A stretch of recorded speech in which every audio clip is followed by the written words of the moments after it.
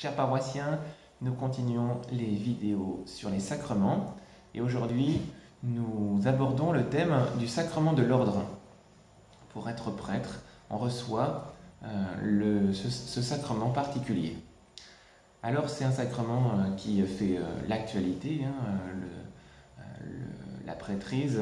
On se pose souvent la question dans les médias, on entend souvent la question, voilà, mais pourquoi les prêtres ne sont pas mariés? Il y aurait plus de prêtres.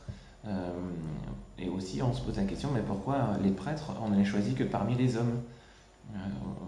Pourquoi il n'y a pas de possibilité dans l'Église catholique de prêtres qui soient des femmes?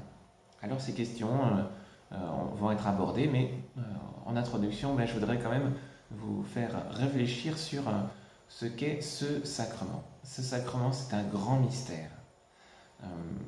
Le curé d'Ars en parle comme le prêtre, il dit « ne se comprendra bien que dans le ciel ».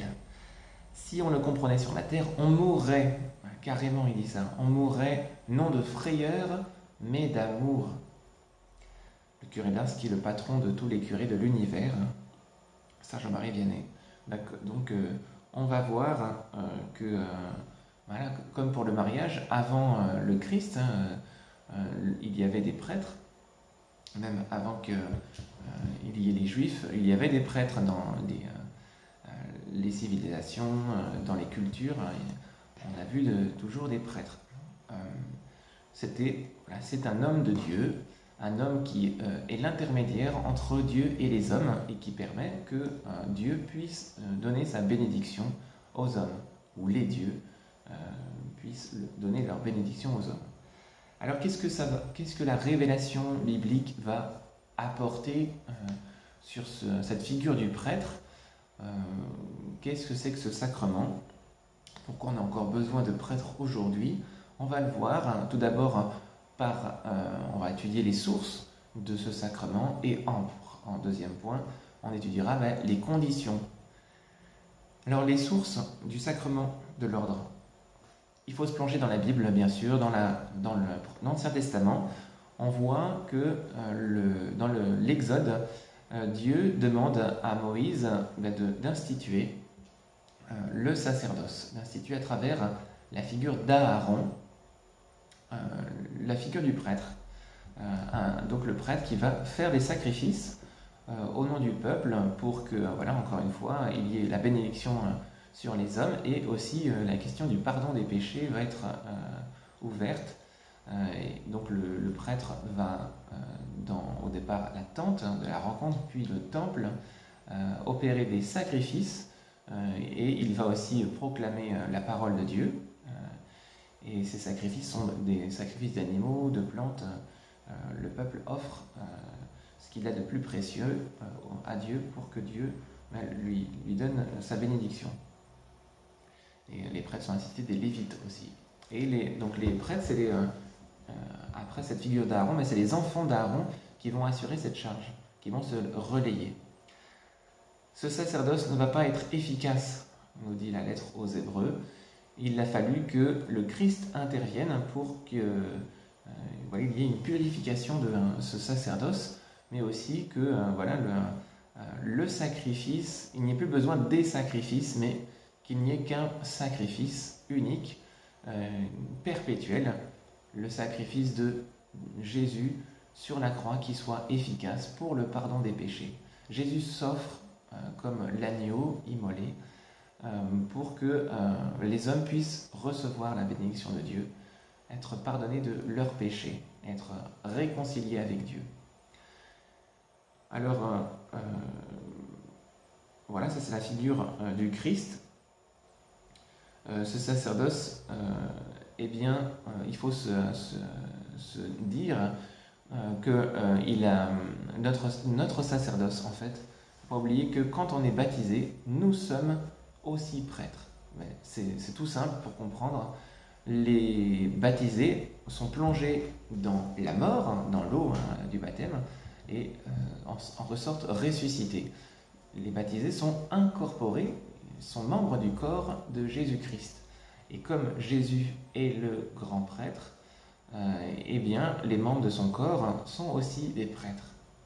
Donc quand on est baptisé, on devient prêtre. Peut-être que je vous l'apprends. Cette fonction, c'est une fonction pour sanctifier toute la création, réconcilier toute la création avec Dieu par son travail. Quand je suis au travail, quand je fais des activités, eh bien, je suis appelé à offrir ce travail pour que cette bénédiction puisse être donnée à toute la terre.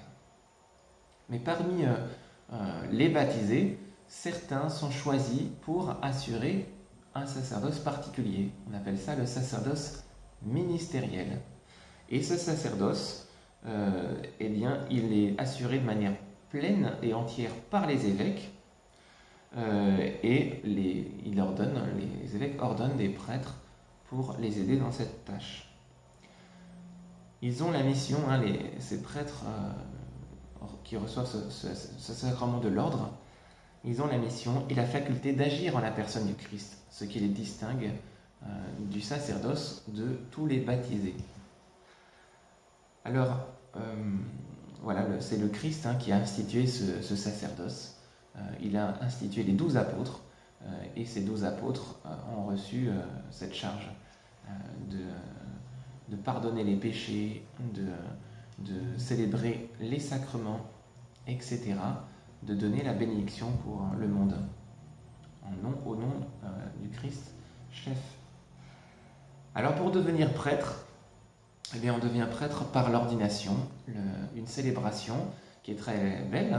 Je vous invite, si vous n'avez jamais vécu cette célébration, à y aller. Le sacerdoce est donné à un candidat par l'imposition des mains de l'évêque, et qui va prier avec une prière de consécration, des paroles de consécration. Et au cours de la célébration, il y a beaucoup de rites, mais j'en retiens deux. Le rite de la prostration, comme le vendredi saint, eh bien, les candidats se mettent par terre entièrement pour signifier qu'ils se donnent entièrement à Dieu et à l'Église. Et donc c'est assez impressionnant. Voilà, c'est quelque chose qui m'a marqué quand j'étais enfant, de voir, en particulier une religieuse, mais voilà, les religieux, les religieuses font aussi ce geste, les prêtres aussi font aussi ce geste de don total d'eux-mêmes. Et puis aussi, un autre rite qui est très beau, c'est le rite de l'onction des paumes des mains des prêtres avec le Saint-Crème. L'évêque trace une croix sur les mains du prêtre pour qu'il puisse donner la bénédiction, pour qu'il puisse bénir tout le peuple qui lui sera confié. Alors ce sacrement n'a pas été inventé un beau jour, ça vient directement, je l'ai dit, des apôtres qui le reçoivent directement du Christ. Alors on va voir les conditions maintenant du sacerdoce. Alors c'est un topo un petit peu plus long, parce que c'est un mystère très grand que je voulais explorer avec vous. Les conditions du sacerdoce, on va voir tout d'abord que c'est une vocation, il faut un discernement, et on va voir les deux questions que j'ai abordées au début, à savoir que le prêtre est toujours un homme et non marié pour les catholiques romains. Alors, pour la vocation, le discernement, le candidat au sacerdoce, eh bien, c'est de son plein gré qu'il décide de se proposer.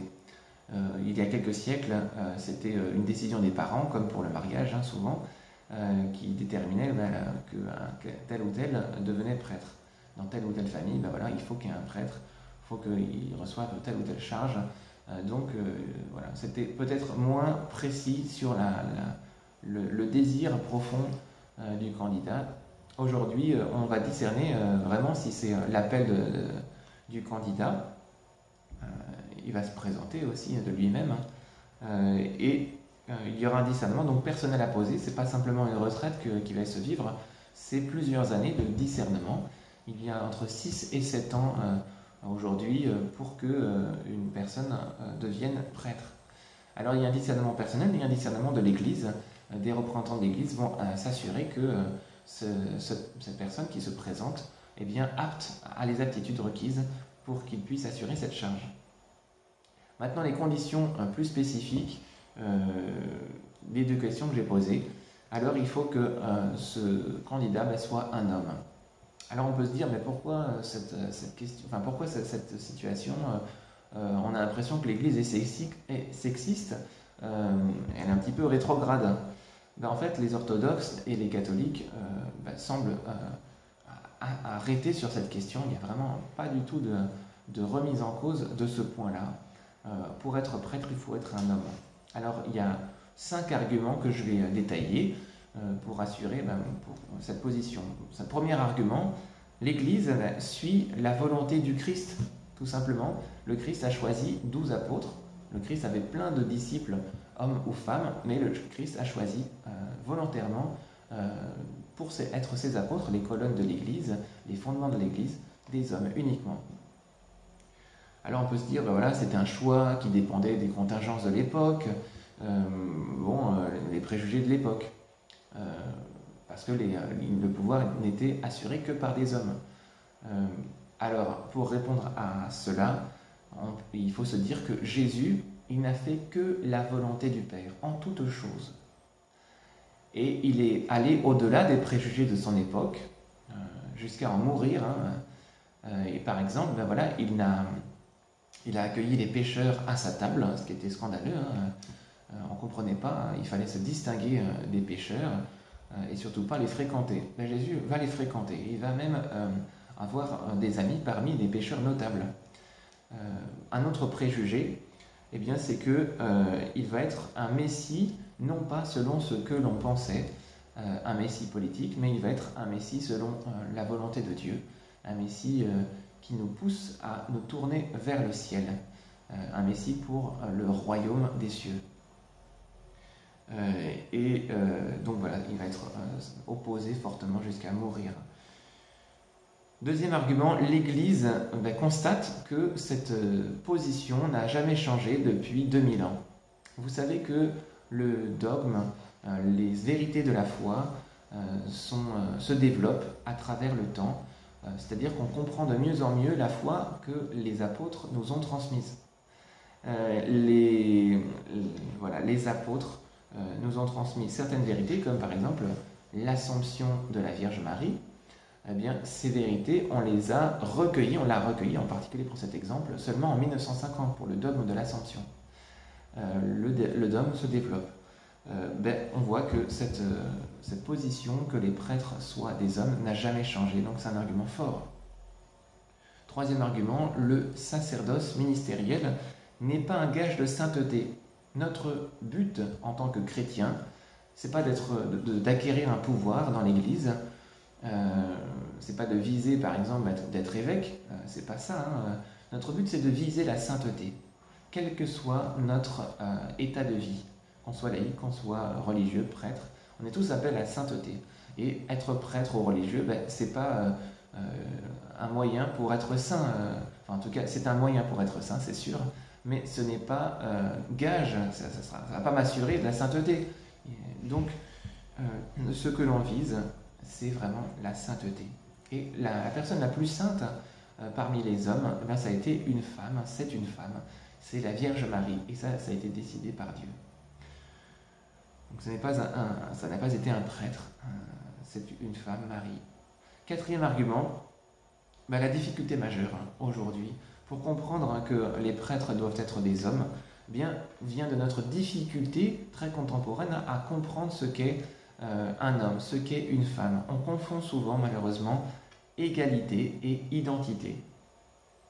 On a du mal à comprendre le plan originel de Dieu. Alors les féministes ont raison de dénoncer que certains hommes soient attirés par une domination sur les femmes. Bien sûr, c'est à dénoncer.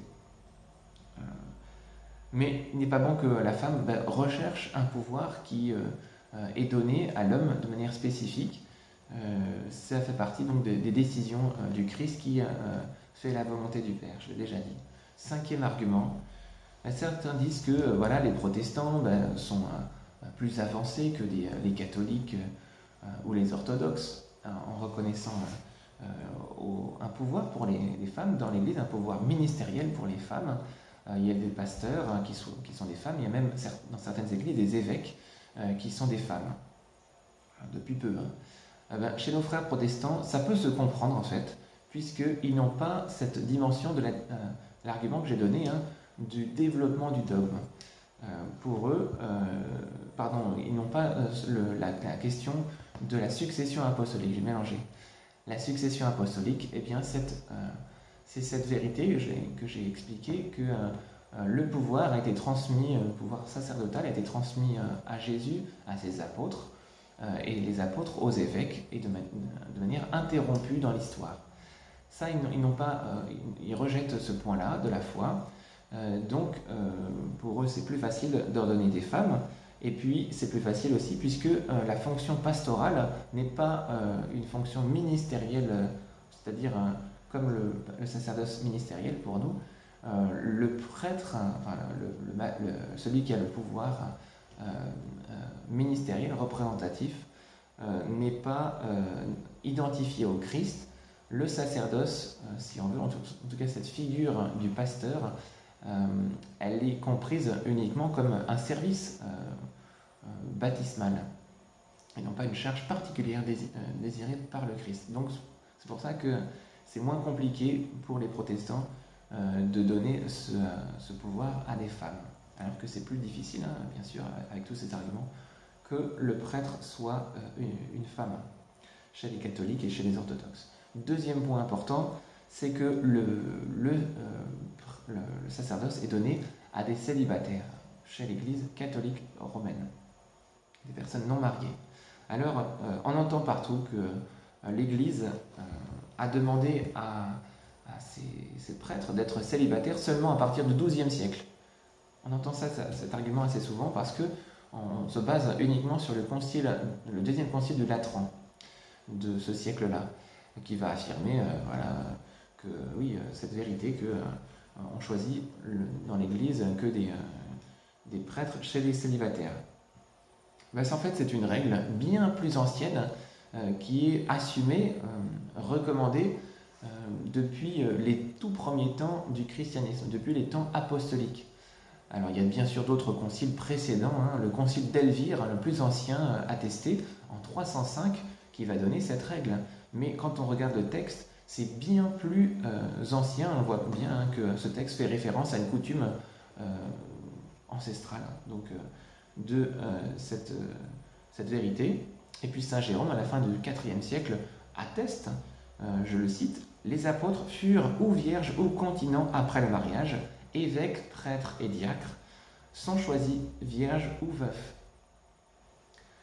Alors, 3 raisons de ce choix.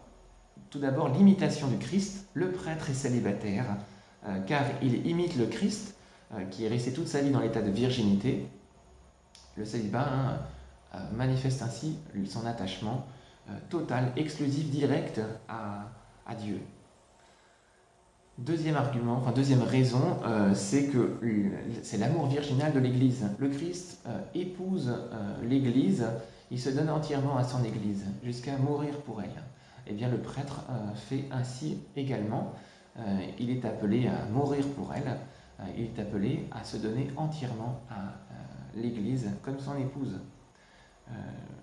Troisième raison, c'est que le prêtre ainsi manifeste un signe des temps à venir, un signe de la fin des temps. À la résurrection des corps, vous savez qu'on ne prendra ni femme ni mari, on sera entièrement consacré à Dieu. Eh bien, les consacrés, les religieux, les religieuses, les prêtres manifestent ce signe des temps à venir, en n'étant pas mariés. Alors on pourrait se dire, il nous manque des prêtres, si on accordait le mariage aux prêtres, eh bien il y aurait plus de prêtres. C'est une erreur, c'est une illusion. Le nombre, en tout cas qu'il y ait des prêtres dépend directement de la ferveur du peuple de Dieu. Si on a foi en Dieu, une plus grande ferveur, Dieu va donner des prêtres, bien sûr, dans son peuple. On dit, l'Église orthodoxe, chez les catholiques aussi, chez les catholiques orientaux, on autorise le sacerdoce à des personnes mariées. C'est vrai, mais néanmoins, l'Église ne va pas, l'Église orthodoxe ou catholique pour les orientaux ne va pas accorder le mariage à des prêtres célibataires. Ça, c'est impossible. On ne change pas d'état de vie quand on est prêtre. Pareil pour quand on est marié, on ne peut pas devenir prêtre, enfin en tout cas chez les catholiques romains. Mais en tout cas, cette règle est bien réelle chez les catholiques et orientaux et les orthodoxes. Ils ne choisissent pas aussi, les catholiques orientaux et les orthodoxes, les évêques parmi les prêtres célibataires. Ouais, c'est bien dire que on choisit que les évêques chez les prêtres célibataires. On voit bien une préférence claire pour le célibat consacré chez les églises orthodoxes et orientaux. Alors il y a un livre qui vient de sortir qui est très instructif que vous pouvez lire du pape Benoît XVI et puis du cardinal Sarah sur ce sacerdoce, sur le célibat sacerdotal. Voilà, on a vu les sources du sacerdoce, on a vu les conditions. Je vais terminer, je vais conclure, après ce long topo, merci de votre attention, par une citation du curé d'Ars. « Si nous n'avions pas le sacrement de l'ordre, nous n'aurions pas notre Seigneur. Qu'est-ce qu'il a mis là dans ce tabernacle ?» Il parle de l'Eucharistie. « C'est le prêtre. Qu'est-ce qui a reçu votre âme à son entrée dans la vie ? Le prêtre qui la nourrit pour lui donner la force de faire son pèlerinage, le prêtre qui la préparera à apparaître devant le Christ en lavant cette âme pour la dernière fois dans le sang du Christ, le prêtre. » Prions pour que le Seigneur suscite des candidats au sacerdoce. Prions pour aussi que les prêtres soient davantage saints. Dans l'évêché, le diocèse de Saint-Denis, nous n'avons plus de séminaristes depuis quelques mois. Eh bien, nous avons à redoubler d'efforts dans notre prière pour que le Seigneur puisse susciter des âmes de prêtres. Je vous remercie de votre attention et je vous souhaite une bonne journée. Au revoir.